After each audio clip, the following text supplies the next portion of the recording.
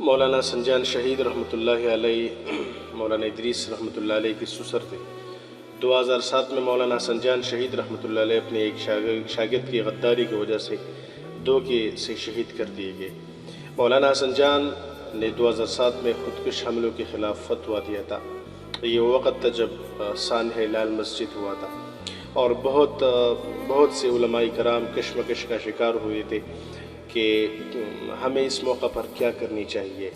اس سوال کے جواب میں پھر بھی کئی سال لگے، لیکن مولانا حسن جان شہید رحمۃ اللہ علیہ اس وقت بھی کلیئر تھے اور کھل کر بندوق کے خلاف تھے۔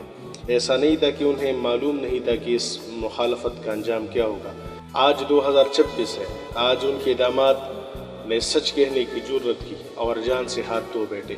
انہوں نے بیان جمعہ میں کہہ دیا کہ اس وقت پاکستان کو اللہ رب العالمین نے جو عزت دی ہے اس کا کریڈٹ آصم منیر کو جاتا ہے۔ بس اس کہنے کی دیر تھی، ایک جہان ان پر ٹوٹ پڑا۔ پاکستان کے حق میں بات کرنا گناہ ٹھہرا، آصم منیر کے بعد جرم ٹھہرا۔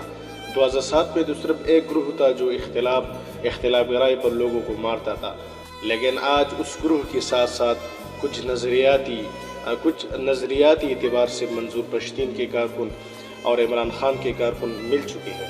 یہ لوگ اپنے مخالف کے اختلاف کو کسی بھی حد میں برداشت نہیں کرتے۔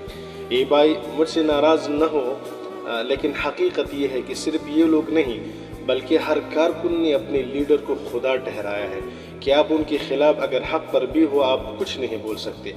مولانا ادریس صاحب رحمۃ اللہ علیہ ایک ایم پی اے تھے، ایم پی اے رہے، لاکھوں لوگ ان کے شاگرد رہے۔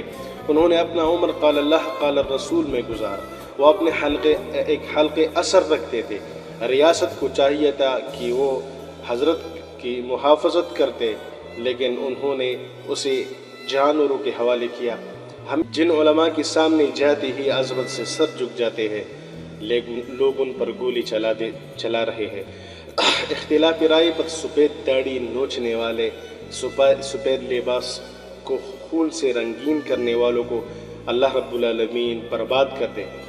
اے پاکستان کے مقتدر قوتوں، ہم تھک چکے ہیں جنازے اٹھانے سے، ہم کب تک جنازے اٹھائیں گے؟ قدر کرو اپنی ان باخدا بزرگوں کی۔ اگر کوئی گمان رکھتا ہے کہ اس طرح کی کرتوتات سے ہم جھک جائیں گے تو یہ یاد رکھے کہ مونږ هغه نه یو چې ساخلو د ثواب دپاره، مونږ خو ساخلو د شعور او انقلاب دپاره. مونږ امن غواړو، مینه غواړو، روغه سټه غواړو. مونږ ژوند نه کوو تش د جي یا د جناب دپاره، او مړ مې ګورې مه ګڼه، ژوندی یم را پیدا